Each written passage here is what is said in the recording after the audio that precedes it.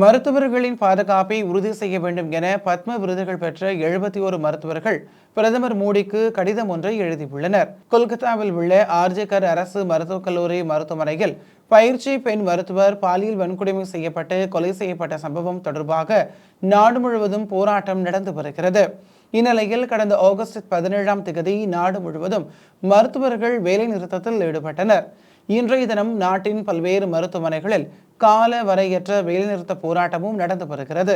உயிரிழந்த மருத்துவர் குடும்பத்திற்கு உரிய இழப்பீடு வழங்கவும், குற்றவாளியை விரைந்து தண்டிக்க கோரியும், மருத்துவர்களின் பாதுகாப்பை உறுதி செய்யவும் நடவடிக்கைகளை மேற்கொள்ள வலியுறுத்தியும் இந்த போராட்டங்கள் நடந்து வருகின்றன. இந்நிலையில் பத்ம விருதுகள் பெற்ற 71 மருத்துவர்கள் பிரதமர் மோடிக்கு கடிதம் ஒன்றை எழுதியுள்ளனர்.